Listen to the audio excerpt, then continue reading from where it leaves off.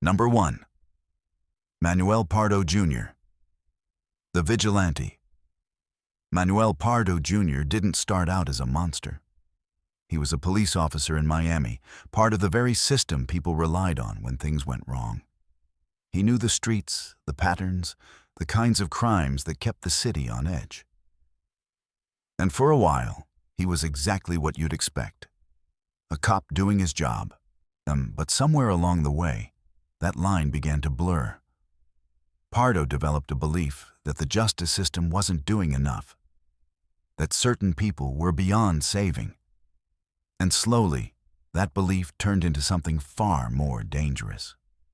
Between 1986 and 1987, he began targeting individuals he personally judged as undesirable. In January 1986, Manuel Pardo Jr. targeted Michael Millett, whom he believed was a police informant. Pardo, a former officer, lured Millett into his car under the guise of official business. The situation turned lethal quickly. Pardo shot Millett and left his body in a wooded area in Miami. To Pardo, this wasn't a murder, but a necessary cleanup of a criminal element.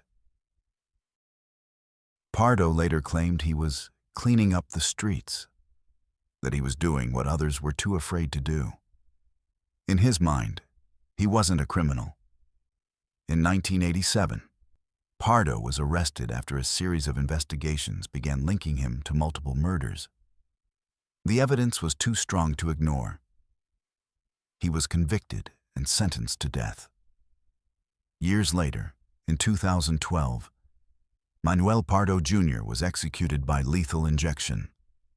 A police officer who once claimed to protect the city ended up becoming one of the very things he said he was fighting. 2. Stephen Caracappa and Luis Ippolito, mafia contract killers. Stephen Caracappa and Luis Ippolito weren't just police officers. They were detectives in the NYPD. The kind of officers trusted with serious cases. The kind who knew how investigations worked from the inside out. Ippolito, in particular, came from a family connected to the mafia. But instead of keeping that world at a distance, they stepped directly into it. By the 1980s, they were secretly working for the mob, not as informants, as killers.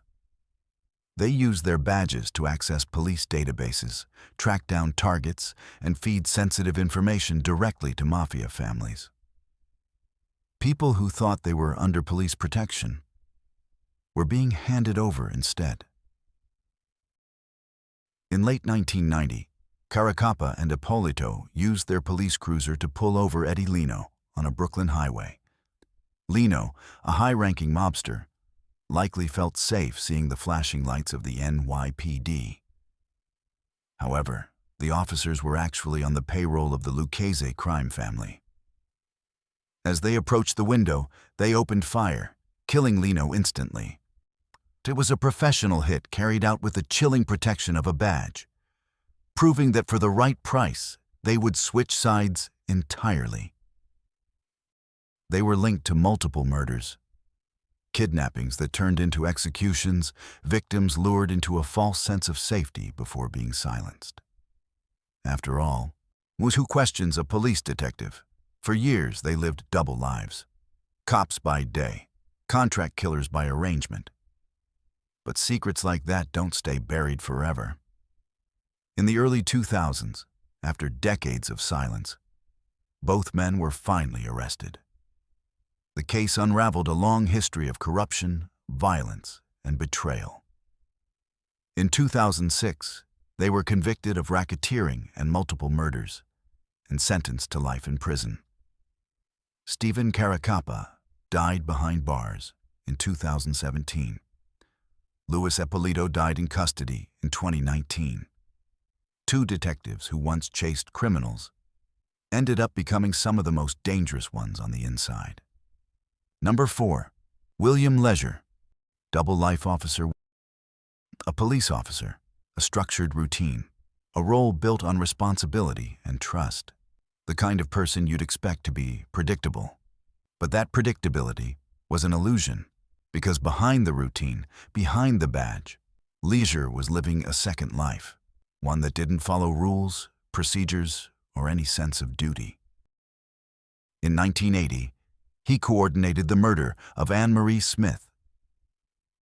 While Leisure didn't pull the trigger himself, he was the calm, calculating architect behind the plan. He spent his days patrolling the streets of Los Angeles and his nights managing a lucrative, secret empire built on theft and hired violence. His crimes weren't explosive or chaotic. They were controlled, targeted, deliberate. Leisure used his knowledge of law enforcement to stay one step ahead. He understood how evidence was collected, how suspects were tracked, and what mistakes usually led to arrests. As the investigation progressed, connections began to form. Small details that didn't seem important at first started aligning in ways that couldn't be ignored.